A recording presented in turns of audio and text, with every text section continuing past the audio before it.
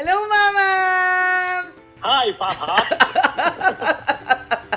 What are you Wala na tayong doing? salamin para kasi pag-uusapan natin tungkol sa something important. Ngayong quarantine.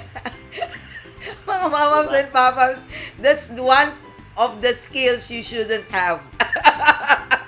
Anyway, mga Mamas Which and one? Papas, the video today is about what skills you should have if in case you lost your job or you want to change your job, and because of the new norm now, it is best that the work that you find or the new work that you find is something you can do while staying at home. So, ano yung mga jobs na pwede natin? Hindi. Skills Hindi, that you need. Yes, Skills tinan mo. pala. Yan. As I've said, mga mamas and papas, don't imitate that.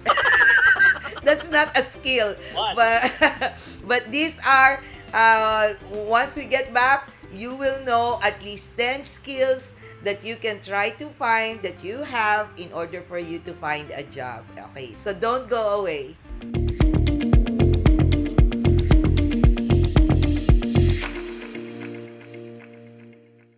Ayan, we're back mga mamas and papas. And this video is going to be quite informative because a lot of people right now are quite depressed. And by the way, if you're feeling depressed, please don't forget to watch our video about how you can identify whether you need to seek professional help, and best of all, be able to handle your depression. Ayan, that's a very interesting video.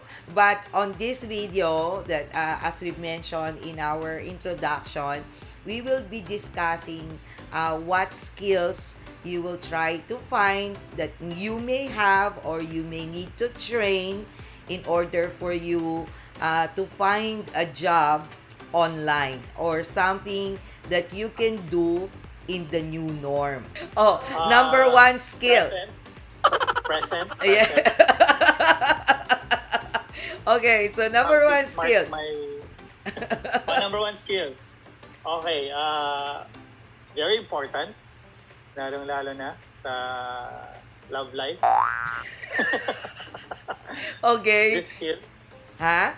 communication skill. Yes, yan. Communication skills. So, I think naman mga mamams and pop-ups, most of us has a certain level of communication skills. Ayan. Like yung what we're doing right now, di ba, Jack? We're trying to communicate with our mamams and pop-ups so that we can provide them information. That's a skill that if you do have, there are a lot of job trying to trying to offer something.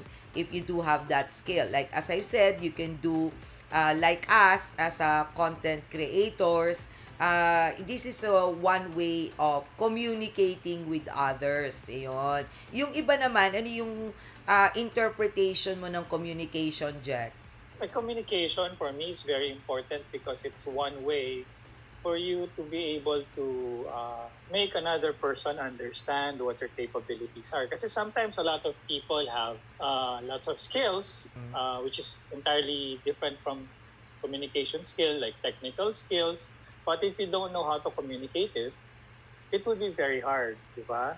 And mga mamaps and papaps, if you feel that you still need to hone your communication skills, I got to hear this audio book that is called The Book of Coaching. Kasi one of the careers or work that you might like to do is coaching. Okay? Like as I've said, like here in YouTube, or like me, I've been doing for more than 20 years doing lectures. Ayan. So if you are interested in developing your communication skills, one of the cheapest way is reading a book, which you can get in iTunes or Audible. And this is The Book of Coaching for Extraordinary Coaches. Ayan. Ang author is si Ajid Nawalka. Ayan. Kasi hihirap ng mga names nila eh. So, kailangan may Mm. kodigo ako. Ayan. Okay. The second is skill, Jack. Second skill would be computer skills. Although a Ayan. lot of people ngayon have a lot of parang talent in computer, no? Do you think what kind of computer skills do they need? Well, I think kasi at least you need to know how to turn it on and off. Of course, obviously. Yes, but most of the computer skill, like for example, you need to be able to know how to use certain apps like Microsoft Word, Excel, yan. So at least you have an idea on how computer works. Like for example, another part of having a computer skill is doing research, yung mga ganon. Kasi kailangan mo ng you are able to navigate using your computer. Now, for those who are really young, like below 35, majority of them are quite computer savvy. Pero yung mga ka-generation ko, medyo they have difficulty in regards to it. Kaya mga mamaps and papaps, if you are around my age, which is definitely above 40, ayan, ang tendency is if you are not so computer savvy, maybe this is the time for you to learn how to navigate and learn computer. Ayan. Ikaw ba, Jack, sa generation mo ba, majority ba kayo computer savvy? Actually, maganda yung generation namin kasi nabutan namin yung transition eh. So, di ba? Okay. From analog to digital. So, Ah. parehong marunong kami sa generation. Okay. But then again, iba-iba naman eh. So, there are a lot of things with computers right now na you still need to learn. Adobe, yung mga ganon. Diba? Yeah, kasi ano yun eh, yung mga mamas and papas kasi sa computer, naka-attach siya sa mga applications and each application has its own usages, especially when it comes to trying to find work. Yung katulad ng sinabi ni Jack, yung Adobe Photoshop, may mga works na available para dyan, especially when it comes to editing or creating good photos, yung mga ganyan. So, it's very handy if you have that kind of skill. The third skill, which is I also like, and kasi mga mamas and papaps, I used to dream to be an author in, alam mo, hindi naman sa ano, Jack, I actually wrote a novel and then I submitted it to the National Library. Oh, di ba? Why? Ayan. Then what happened? Ayun, merong, hindi ko nasasabihin na station na very, na very controversial nowadays. Na nag-aral ako ng script writing doon. Tapos, ginamit nila yon. Galing, no? Ginamit nila? Saan nila ginamit? I-share mo nga. Oo, sa mga ginamit mamaps and nila. papaps. Oo. Kasi nga, ayan, nag-aral ako ng isang training doon. And then, nagsasubmit ka kasi ng work mo. Ayun. Tapos, ginawa nilang movie yon, binago lang nila ng kaunti. Ayan. Kaya, I'm not surprised. Wow. I'm not surprised why this is happening to them. So, ayun, yun yung mga mamaps. Ayan, ayan. So, isa sa skill that you do have, isa sa mga in demand right now is actually copywriting skill. And ito yung mga, halimbawa, they have ads or they want to advertise something, copywriters are very in demand. And if you like to learn how to do copywriting, like myself, I wanted to do and write a book or a novel, siyempre you have to undergo certain training. And there's this one while I was trying to research on how to copyright. Kasi, alam nyo mga mamas and papaps, even if Jack and I are doing YouTube, syempre when we are trying to promote, at saka yan pala mga mamas and papaps, hopefully, you will support us by subscribing. Konti na lang, magka-qualify na kami. And we will really, really appreciate it if you're going to subscribe in our channel. If you like all of our videos or some of it, please hit that button and subscribe. And then if you want to know once we upload Notify. a certain video, hit that notification bell. Yung ice cream.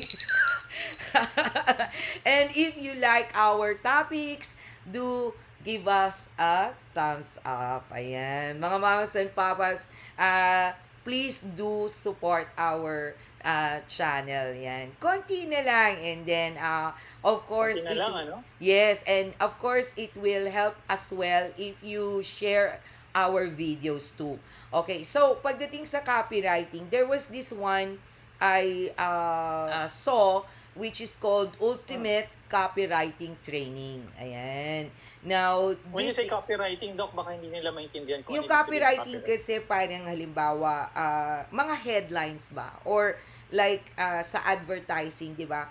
Yung the one that catches your attention, why you want to check out the product or check out, you know, a certain service. Copywriters ang mga magagaling dyan. Yung they are able to incite a certain interest on other people to check out what it is that they're trying to market or advertise. So, ayan yun. Ito yung dalawang book, yung Ultimate Copywriting Training at saka yung isa, Write a Better Copy. Ayan. Mga mamas and papas, I will put the link below, and if you are interested in checking it out and try to get the training, there will be a link below. Ayan. Okay.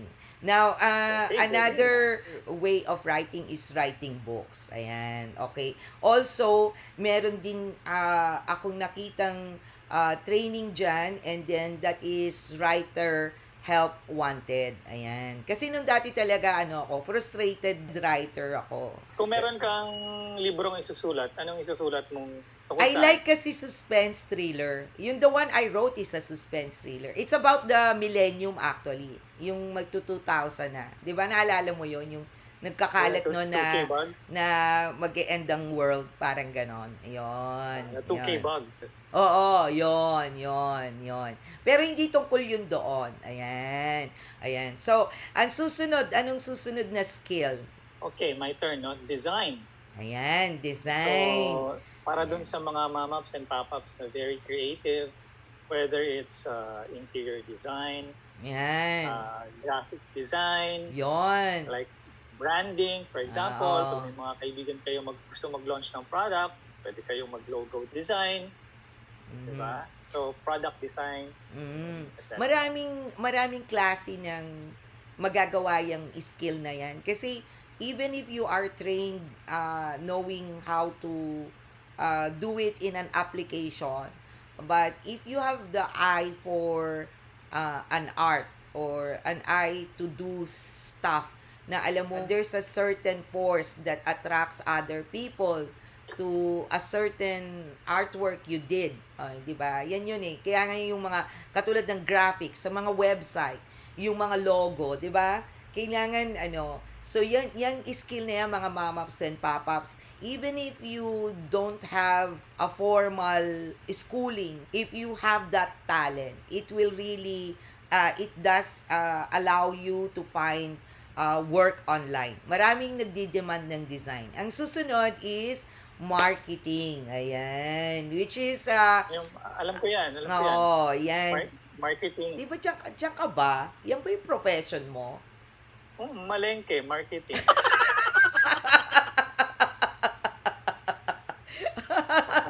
Hindi, pero di ba? Ano nga yung course mo, Jack? Economics ako, Doc. Pero close to marketing. Business course pa rin. Oo. Kasi, alam nyo mga mamas and pop-ups, isa sa mga difficulty, since you all know I'm a dentist by profession, one of the difficulty of dentists is they are not allowed to advertise. But it does not mean you cannot market your business. Ayan. Marketing is very, very important because no matter how good you are in what you do, if nobody knows how good you are, then it becomes useless. Ayan. So if you know how to do marketing and be able to offer this to clients, then that is a very, very good skill to have. Ayan. So, I'm going to also suggest good books about marketing that you can get from either in Amazon, iTunes, or in Audible books. Yan, yung Marketing Made Simple. Yan, a step-by-step story brand. Yan, guide for any business by Donald Miller. Tapos, my favorite kasi is yung The 22 Immutable of Marketing Laws by Al Rice. Yan, kasi may rules ang mga marketing eh. And actually, marketing is more on the psychology of human beings eh. Yung, kailangan kasi you have also an understanding how people think and feel. And then you incorporate that on the law. So, in the next, Jack, number 6. Critical thinking and organizing. So how do you make money out of that? How do you make a Virtual job out of that? assistant. O kaya project manager. Importante yan, di ba? Kailangan you are able to organize a lot of stuff. Kasi mga mamas and papas, maraming mayaman na they don't like, a lot of stuff. So, iniiwan na lang nila dyan. And if you are, yung hindi ka parang computer ba? Kasi ako ganun ako eh. Minsan, I appreciate when somebody works for me, I appreciate it when I do not have to literally dictate what needs to be done or how to do it. Kumbaga, pag sinabi mo, they are able to process it already and decide on their own and organize stuff. So, I do not have to do all the dirty work. Parang ganon. Yan, Okay. mga mamams and pop-ups, if you know how to do that, there are companies who are looking for virtual assistants or project managers who are critical thinkers and good in organizing things. Ayan. Yung susunod is Research. So research, lagi natin ginagawa to. ayan, oo. Yan, isa pa yan. Kasi, no matter, di ba sabi nga nila, content is king daw in anything that you do, especially on online businesses or for content creators or for websites. There has to be good content and it should be based on facts and truths, di ba? Hindi katulad ngayon, daming fake news. So, very important that you have a skill of doing research. Ayan. So, mga mamas and papaps, this is the type of skill na hindi ka masyado mahihirapan i-develop. Basta lang meron kang alam sa know-how sa computer and you have internet, tapos may Google ka, then you can actually do research already. Ayan. Yung isa pang skill that really works well is data literacy. Ano yung data literacy? It's more on, like for example, kung gusto mong mag-i-encode ka. Yung encoding ba? Like, halimbawa, gusto mong maging transcriber o kaya yung medical transcriptionist. Yung sa mga hospital kasi may mga doctor's notes yan eh. Tapos tinatranscribe nila. Yan. So, kung marunong ka mag-encode and may computer skill ka, these are skills that you can really find a job. Kasi maraming naghahanap niyan. Especially nowadays. Because these are online jobs that are mostly available now and open. Ayan. Susunod, Jack. Sales and closing, hindi mo pa binabanggit. Yun nga yun. Number 9. Sales and closing. Okay. Sales and closing. Alam, Okay. knock. Parang si Jack, parang walang skill ngayon baka mag-memorize. Hindi na nagkamali yung numbering ko. Kasi Bakit ini-skip number 8 mo pa? eh. Ini-skip mo, kaya binalikan ko. O, di ba? O. Ayan, mga mama's pagka tumatanda ka na kasi minsan kailangan nyo ng kodigo para hindi kami nalilito na hindi namin nabanggit or nabanggit namin or maybe we're, doing it too slow to discuss the topic. O, ayan. So, ano ang susunod? Number 9. Sales and closing. Ayan. Yan, mga mamas and papas. So, ano ang sales and closing dyan? Understandably, from the world itself, sales and closing. Hindi, kasi everything in like business is for you to be able how to sell a certain product, a certain idea, and also selling yourself as well, diba? So a very important skill in life is to be able to learn how to sell and close and negotiate, diba? I think part ng negotiation din yan, sales and closing. Ayan, yan mga mamaps and papaps. Almost everything in life is about sales. Like even in our YouTube, it's like selling. We are selling ourselves to you so that you become part of our community of facial value. In sales, maraming gumagawa niyan and literally a lot of people nowadays do selling of products in live via live, either in Facebook, Instagram, o kaya YouTube, nagbibenta sila. And closing is when you close the sale. Kasi no matter how good you are in selling stuff, if you cannot close the deal, then it's useless. Ibig sabihin, hindi kayo kumita. Di ba? So, and the last one, syempre, ang pinaka-importante nowadays is accounting. Marami kasing nangangailangan talaga ng mga accountant. And ang maganda sa accountant kasi, as long as they already have the information and they have the skill for it, they can really do the job at home. Ayan. Ikaw ba magaling ka sa math? It's all about numbers, Doctor. So, I think one of my strong points, numbers. Talaga? Pera.